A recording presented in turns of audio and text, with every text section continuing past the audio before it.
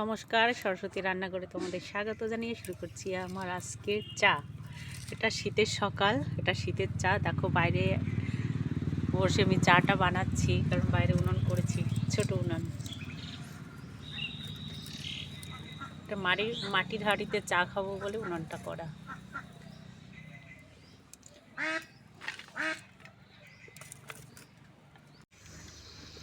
এবার দুধটা দিয়ে দিচ্ছি। আমাদের চায়ের পিকনিক। শর্টটা দেবো না, শর্টটা দিলে চাটা সেকতে অসুবিধা হবে।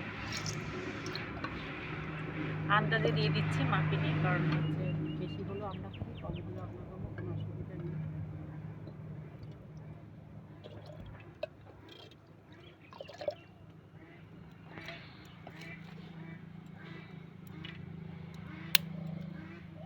দুধ জাল উঠে গেছে। এবার আমি দিয়ে দিচ্ছি একটা তেজপাতা, দিয়ে দিচ্ছি লবঙ্গ এবং গোলমরিচ। এখানে 4টে লবঙ্গ আছে, 2টো গোলমরিচ আছে। দিয়ে দিচ্ছি চিনি। চিনিটা তোমাদের ইচ্ছা মতো দেবে, কম বেশি। আমি এখানে বেশি চিনি দেবো না, একটুকুই দেবো।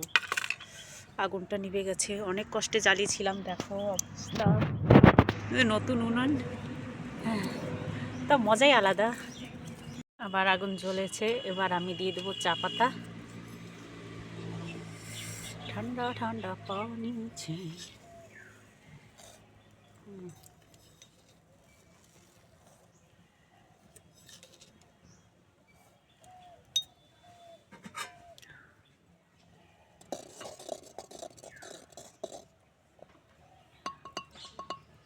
এবার কিছুক্ষণ জাল হবে,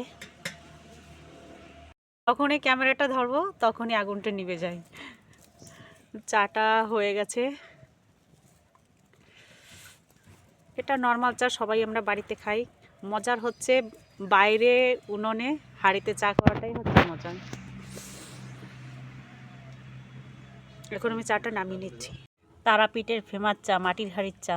আমাদের বাড়িওয়ালা যায় মাঝে মাঝে, গল্প করে যে মাটির হাঁড়ির চা নাকি খুব সুন্দর লাগে। তাই আজকে আমি একটু করে দেখাচ্ছি তোমাদের, আর খেয়েও বলছি কেমন হয়েছে। আমার চাটা রেডি, নাও খেয়ে বলো কেমন হয়েছে। তারাপীঠের মতো হয়েছে কিনা জানি না, যদিও আমি ওদের মতো পারবো না বানাতে, তাও চেষ্টা করেছি।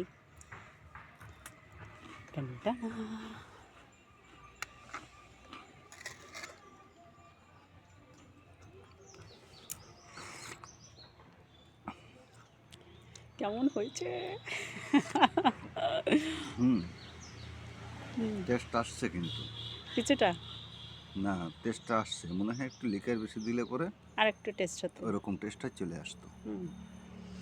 এবার আমরা শুধু আমরা চা খাচ্ছি না, আমাদের বাহিনীগুলো এসে যাচ্ছে। পুষ্পা, তারপরে হচ্ছে লাল